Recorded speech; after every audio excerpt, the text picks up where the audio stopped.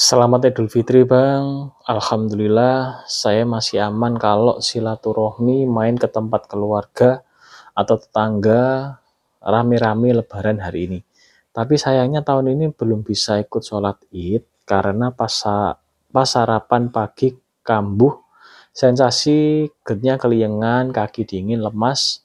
Kenapa ya Bang setiap pagi selalu kambuh selama puasa?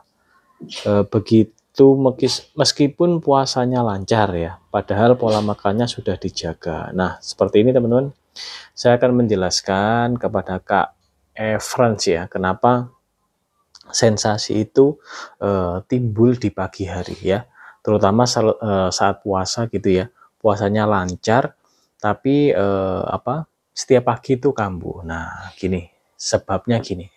Oke teman-teman, selamat datang di channel kita teman-teman ya. Ini saya akan membahas pertanyaan dari Kak Frans ya. Jadi semoga membantu ya Kak Efra ya. Kak Frans ya. Jadi gini, kenapa setiap pagi itu sensasi muncul? Nah, kakak ini sensasinya ini setelah sholat id ya, habis sarapan, kambuh gitu ya. Nah, jadi gini Kak, pada pagi hari ya, di tubuh kita ini gitu ya, produksi asam lambung kita itu dinamakan dengan fenomena fajar istilahnya.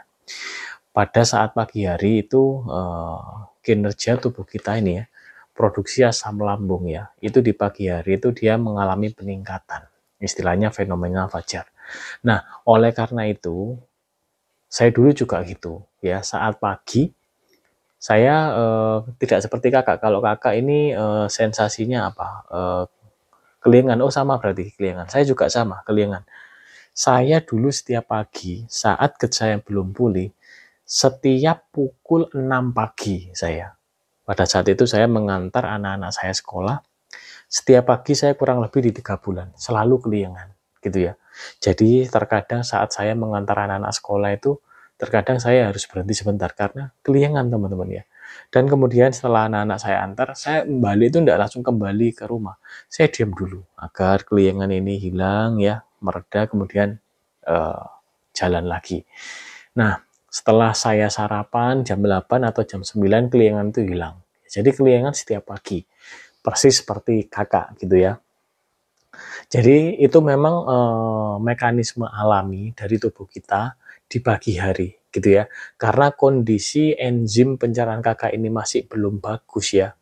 Jadi terjadi keliengan setiap pagi.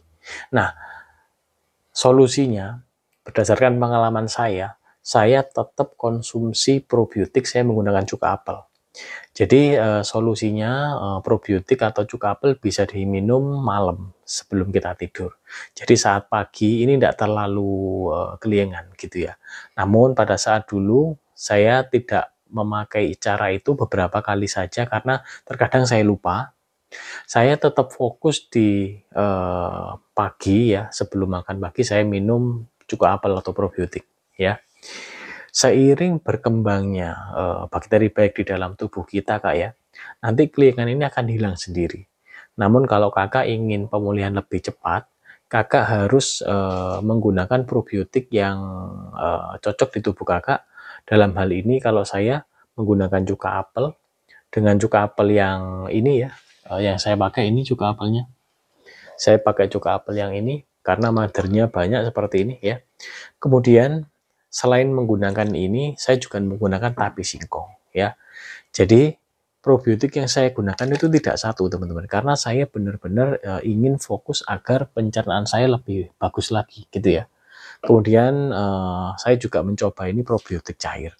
Jadi probiotik yang saya gunakan itu ya, tape singkong, cuka apel, probiotik cair gitu ya.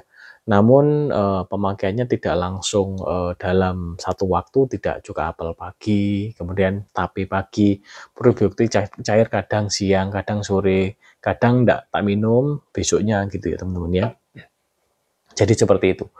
Tape singkong itu bagus sekali Kak.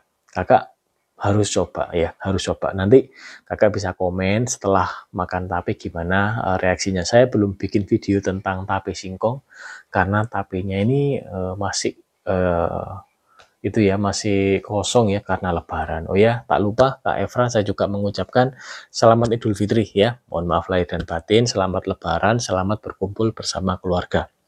Karena saat enzim kita ini kurang bagus Kak Efren ya, terutama pH asam lambung kita ini keasamannya belum normal gitu ya.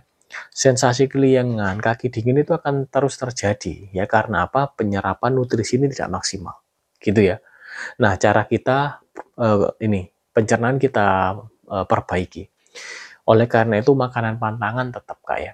Jangan makan yang bertepung, berlemak, ultra processed food, berpengawet, berpewarna, jangan gitu ya. Agar apa? Pencernaan kita ini kinerjanya menjadi lebih bagus. Kalau kita makan real food nih, yang diserap ini makanan yang terbaik teman-teman ya. Jadi ini pulih nih ke tenaga kita gitu ya. Namun pemulihannya memang tidak instan.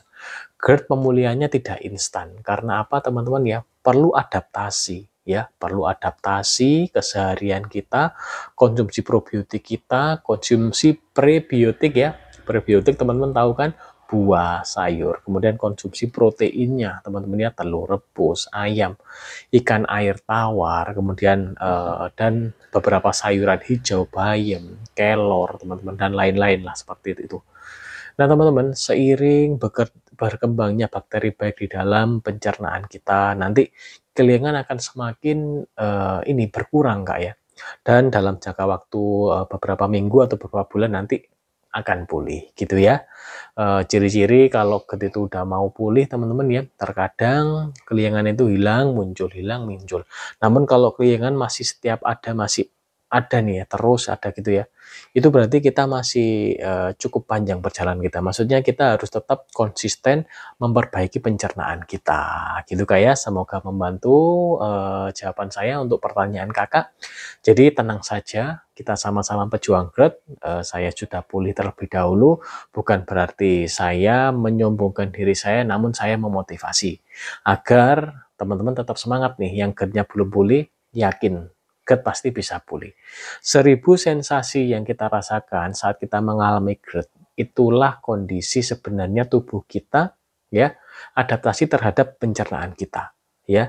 Jadi pencernaan kita ini diwujudkan oleh apa teman-teman? Kondisi pencernaan kita diwujudkan oleh kondisi ini, keliengan, kondisi apalagi mungkin anxiety gitu ya.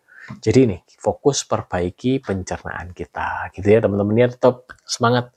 Bersyukurlah kita terkena GERD, jadi apa teman-teman ya, kita bisa belajar, kita bisa mengubah pola-pola makan kita sehingga apa yang kita masukkan di dalam tubuh kita itu yang bagus-bagus sesuai dengan kebutuhan tubuh kita. Nah ini ya probiotik yang saya gunakan. Gimana Kak Everans ini konsumsi probiotik nggak? Kalau kakak sudah konsumsi probiotik bisa komen pakai probiotik apa ya, biar teman-teman mengetahui gitu ya. Oke, sekian video kali ini Kak Efran. Cek video-video saya teman-teman yang lain ya, barangkali menginspirasi atau nih membuat teman-teman menjadi apa, semangat untuk pulih GERD-nya. Oke teman-teman, selamat beraktivitas atau selamat istirahat. Salam sehat dari kita.